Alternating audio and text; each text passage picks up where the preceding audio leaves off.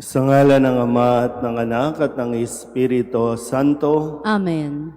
ang pagpapala ng ating Panginoong Hesu Kristo, ang pag-ibig ng Diyos Ama, at ang makikipagkaisa ng Espiritu Santo naway sumainyong lahat. At sumainyo rin.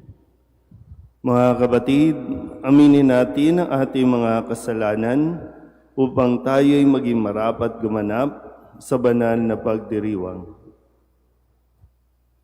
Inaamin ko sa makapangyarihang Diyos at sa inyo mga kapatid na lubha akong nagkasala sa isip, sa salita at sa gawa at sa aking pagkukulang. Kaya isinasamo ko sa mahal na Birheng Maria, sa lahat ng mga anghel at mga banal, at sa inyo mga kapatid, na ako'y panalangin sa Panginoong ating Diyos. Kaawaan tayo ng makapangyarihang Diyos, patawarin tayo sa ating mga kasalanan, at patnubayan tayo sa buhay na walang hanggan. Amen. Panginoon, kaawaan mo kami. Panginoon, kaawaan mo kami. Kristo, kaawaan mo kami. Kristo, kaawaan mo kami. Panginoon, kaawaan mo kami. Panginoon, kaawaan mo kami. Manalangin tayo. Ama naming makapangyarihan, pinananauli at pinahalagahan mo ang wagas na katapatan. Itaguyod mo ang aming kalooban upang mahubog sa sigasig ng iyong espiritu at maging matatag sa pananalig at masipag sa gawa ng pag-ibig sa pamamagitan ni Jesucristo kasama ng Espiritu Santo magpasawalang hanggan. Amen.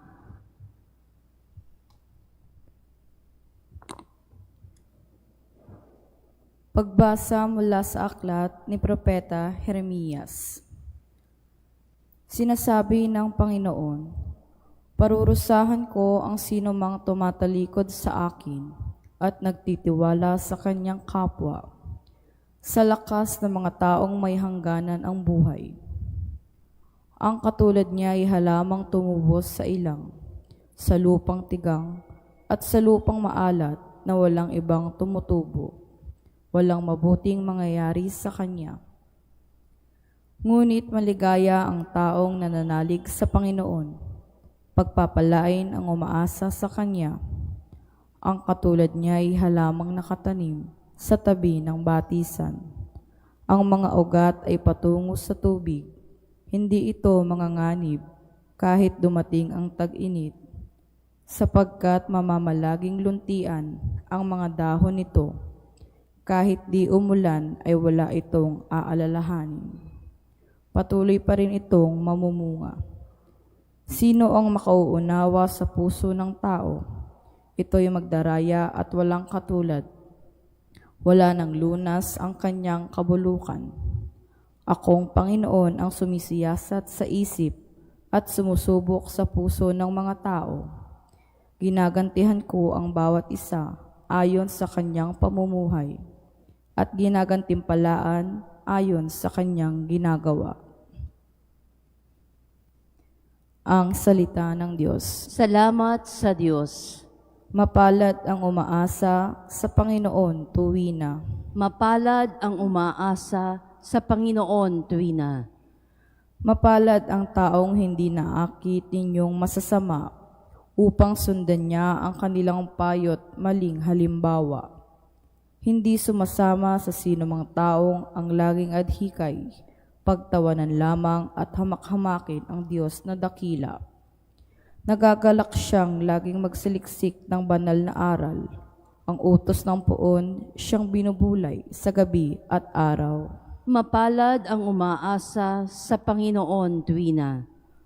Ang katulad niya ay isang punong kahoy sa tabing batisan. Sariwa ang dahot, laging namumunga sa kapanahunan.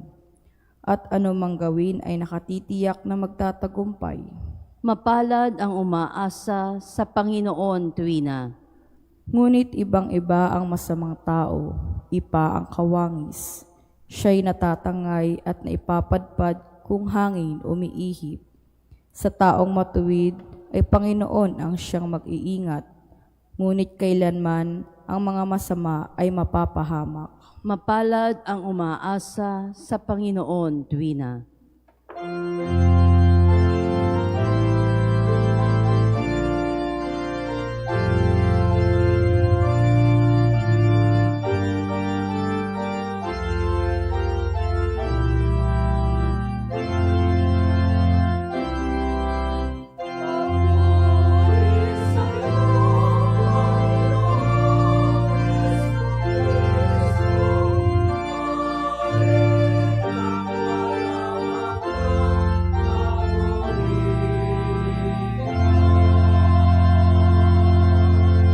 Mapalad ang nag-iingat sa kanyang pusong matapat ng salitang nagbubuhat sa poong Diyos ng liwanag sa tiyagay aaning ganap.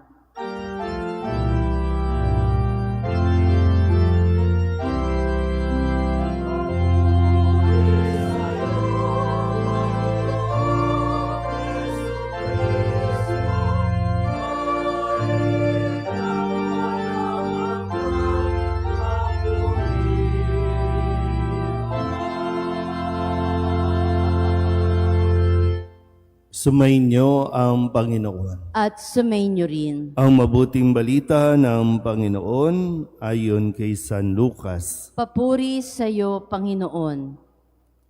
Noong panahong iyon, sinabi ni Jesus sa mga Pariseo, may isang mayamang nagdaramit ng mamahalin at saganang-sagana sa pagkain araw-araw. At may isa namang pulubing nagngangalang Lazaro, tadtad ng sugat na nakalupasay sa may pintuan ng mayaman upang mamulot kahit mumong nahuhulog mula sa hapag ng mayaman.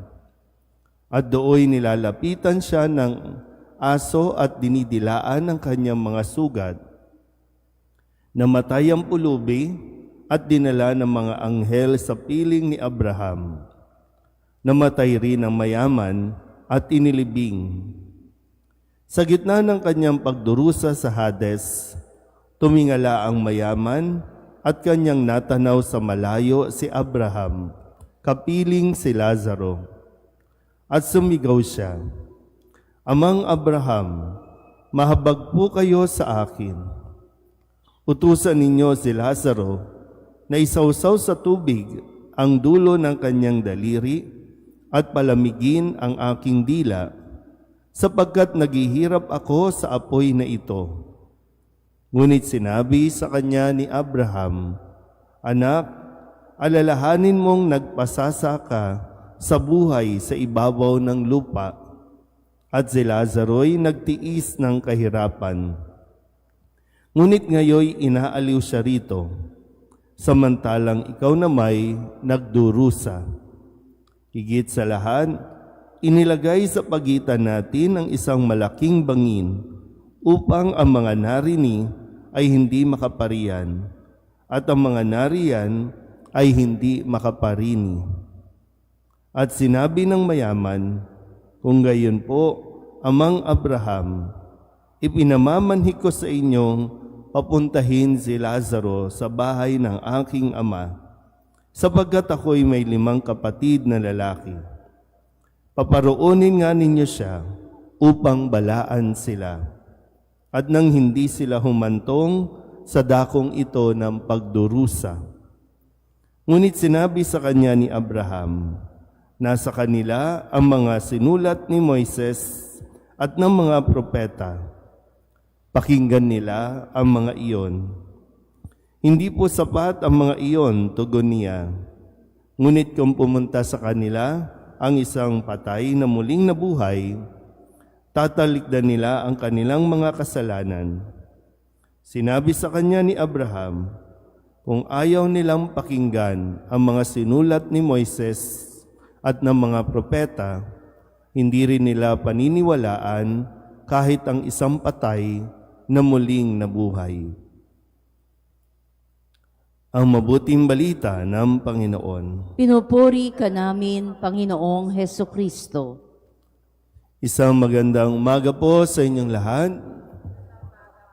Ngayon po ay Huwebes, sa ikalawang linggo ng 40 araw na paghahanda.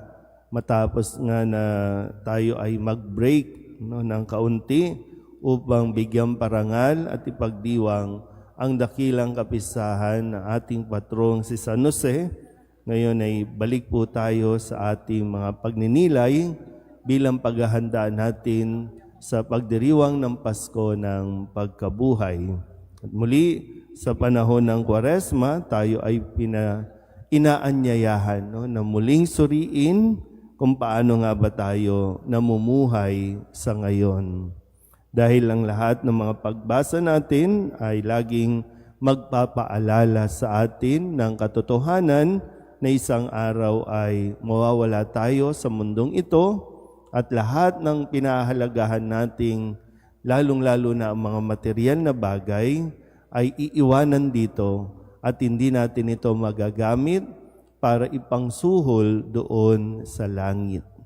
Walang kailangang bayaran sa langit para tayo makapasok. Wala ito sa dami ng pera, wala din ito sa kawalan natin ng kayamanan sa lupang ito. Laging ang pagiging basihan ay kung paano tayo nabuhay at kung paano natin ginagamit ang lahat ng meron tayo sa mundong ito. Kaya nga yung kwento, yung mayaman na nagpasasa sa kanyang kayamanan nang siya ay mamatay, siya ay napunta sa impyerno. Samantalang yung si Lazaro na pulubi na nagtiis sa kanyang buhay sa lupang ito ay nung mamatay, napunta sa langit. So yung katotohanan muli, dalawa lang ang pupuntahan natin, langit o impyerno. At alalahanin din natin mabuti yung mayaman, hindi siya napunta sa impyerno dahil mayaman siya. Yung mahirap, hindi rin napunta sa impyerno dahil mahirap siya. Kundi paano nabuhay sa mundong ito. Dahil yung mayaman, kung tutuusin, kayang-kaya niyang tulungan yung mahirap, pero hindi niya ginawa. Yung mahirap, pwede niyang pagnakawan yung mayaman, pero hindi niya ginawa. Nakikita po ba?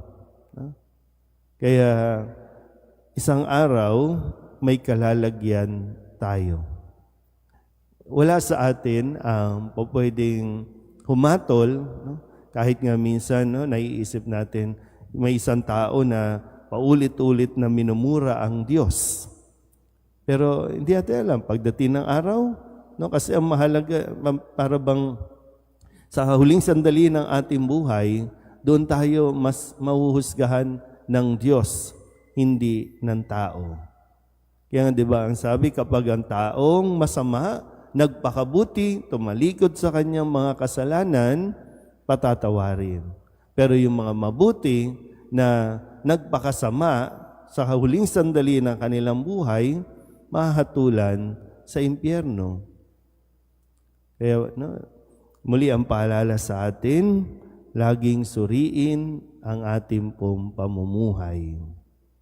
Kung mayroong pagkakataon at binigyan tayo ng maraming pagkakataon, gamitin natin ito para makatulong sa ating kapwa. Ito ay isang paalala din, Hindi naman ito basta tinatakot lang tayo, pero paalala na kung ano ang ginagawa natin sa mundong ito, yun ang hatol sa atin pagdating ng araw. Amen?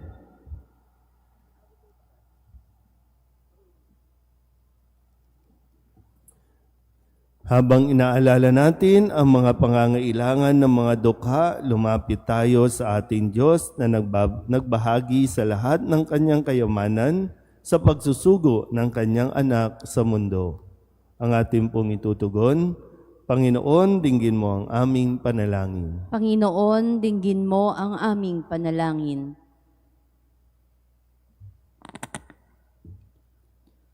Ang simbahan naway ipadama ang habag ni Kristo sa mga dukha na nagpupunyagi para sa isang higit na makatarungang lipunan. Manalangin tayo sa Panginoon. Panginoon, dinggin mo ang aming panalangin.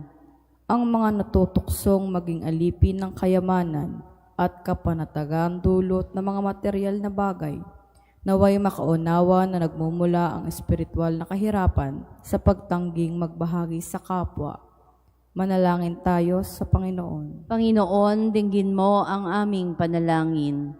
Tayong lahat naway tumanggap ng biyayang magpakita ng awa at habag, pangunawa at pagiging bukas palad sa mga nangangailangan.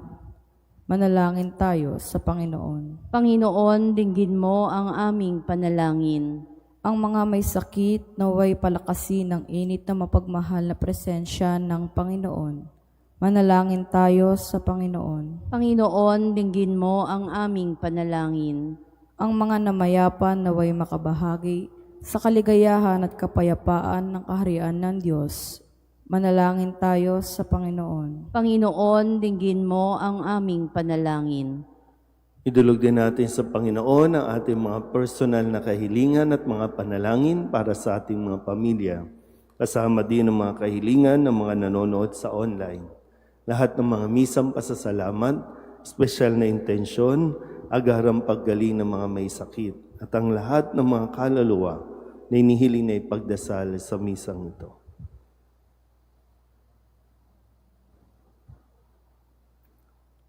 Ang lahat ng ito inihiling namin sa ngalan ni Kristong aming Panginoon. Amen.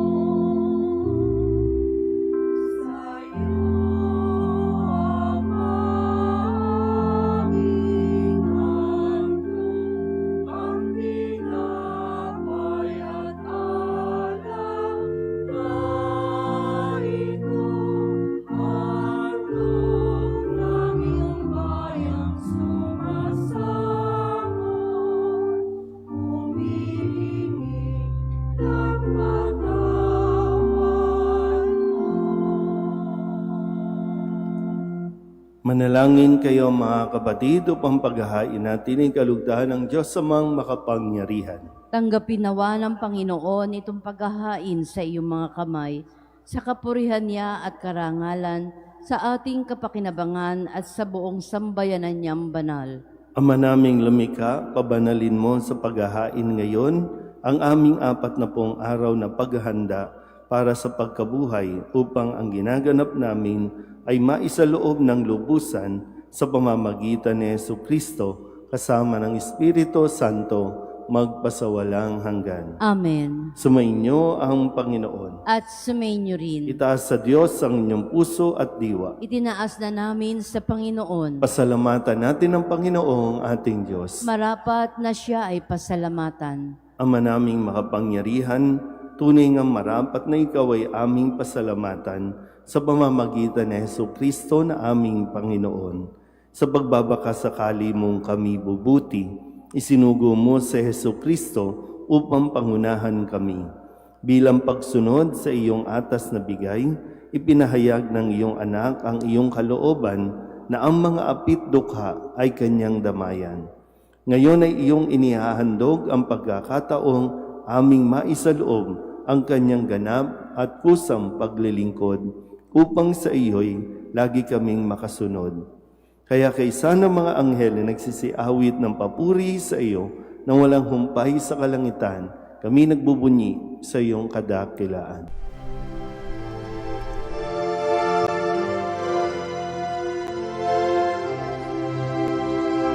Santo, Santo, Santo, Panginoong Diyos makapangyarihan, napupuno ang langit at lupa ng kalwalhatian mo.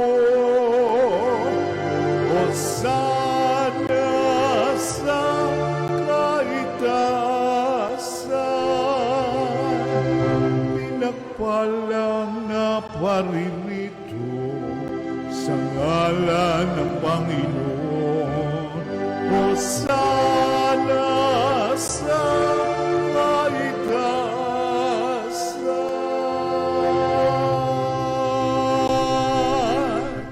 Ama naming banal, gawang bukal ng tanang kabanalan. Kaya't sa pamamagitan ng iyong Espiritu, gawin mong banal ang kaloob na ito upang para sa aming maging katawan at dugo ng aming Panginoong Heso Kristo.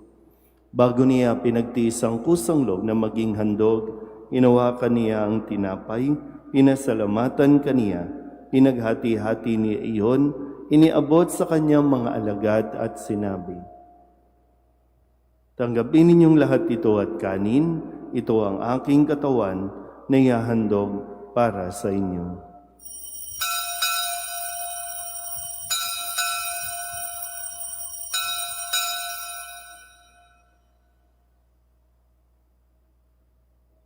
Gayun din naman nung matapos ang hapunan, hinawakan niya ang kalis, muli kaniyang pinasalamatan. Iniabot niya ang kalis sa kanyang mga alagad at sinabi, "Tanggapin ninyong lahat ito at inumin. Ito ang kalis ng aking dugo, ng bago at walang hanggang tipan, ang aking dugo na ibubuhos para sa inyo at para sa lahat sa ikapagpapatawad ng mga kasalanan. Gawin ninyo ito sa pag-alaala sa akin."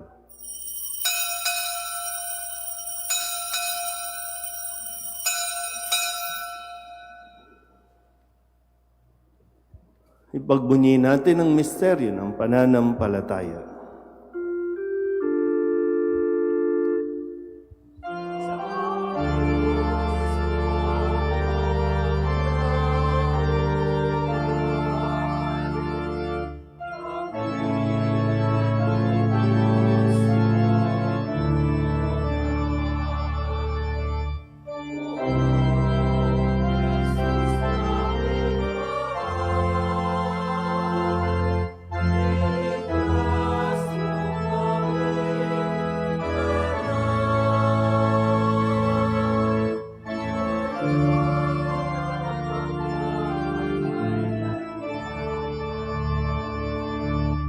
Ama, ginagawa namin ngayon ang pag-alaala sa pagkamatay at muling pagkabuhay ng iyong anak.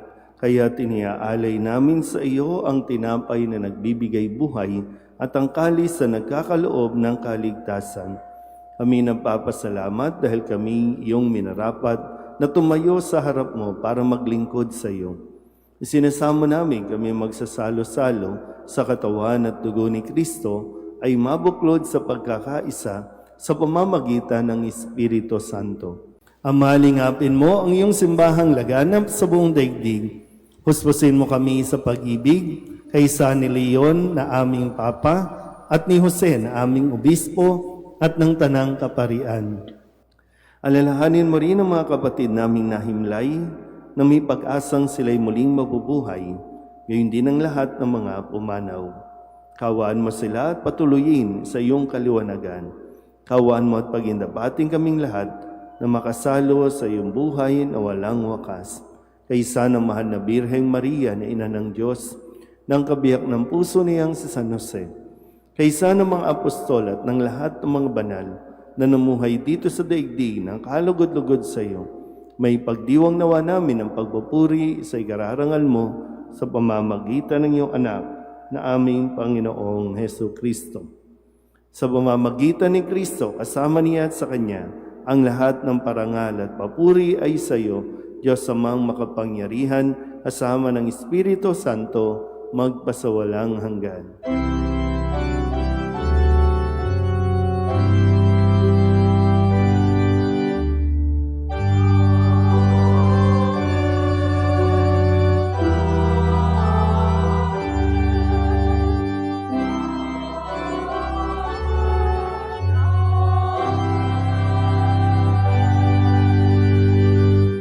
sa tagubilin ng mga nakagagaling na utos at turo ni Jesus sa Panginoon natin at Diyos, ipahayag natin ang lakas loob.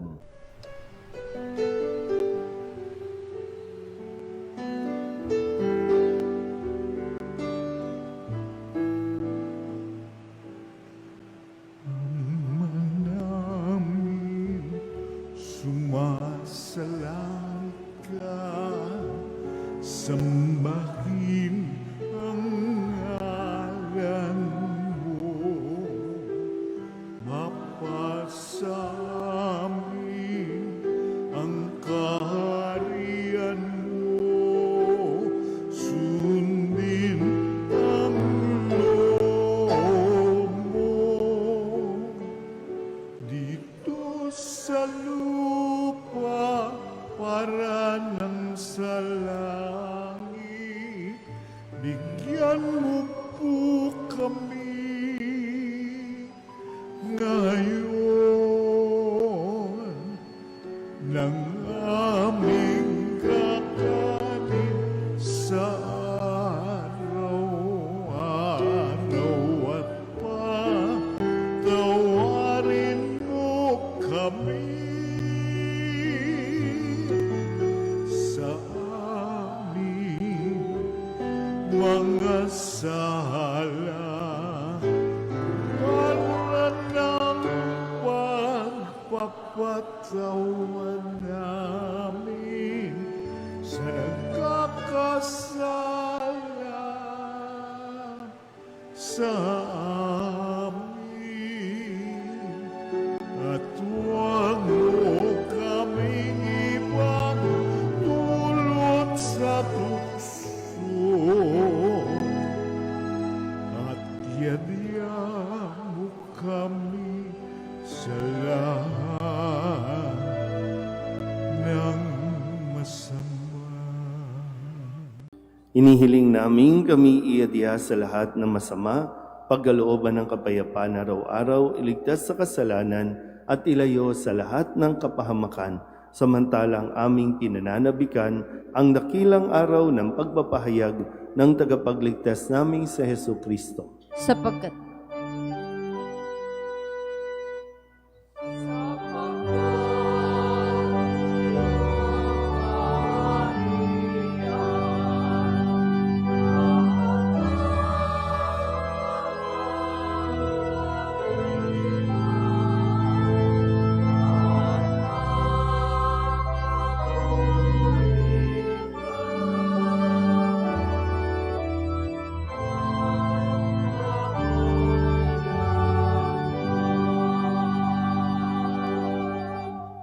Panginoong Heso Kristo, sinabi mo sa iyong mga apostol, kapayapaan ang iniiwan ko sa inyo, ang aking kapayapaan ang binibigay ko sa inyo.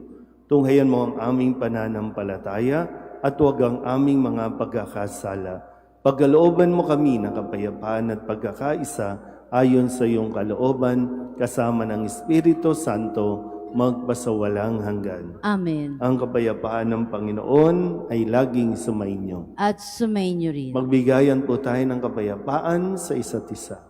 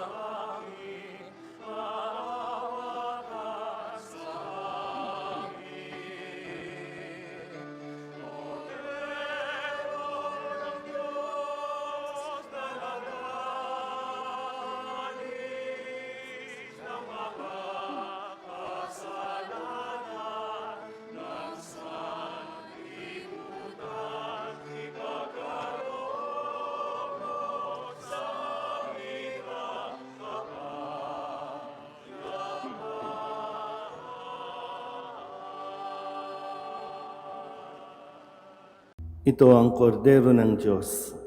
Ito ang nag-aalis ng kasalanan ng sanlibutan. Mapalad ang mga inaanyayahan sa kanyang piging. Panginoon, hindi ako karapat-dapat na magpatuloy sa iyo, ngunit sa isang salita mo lamang ay gagaling na ako.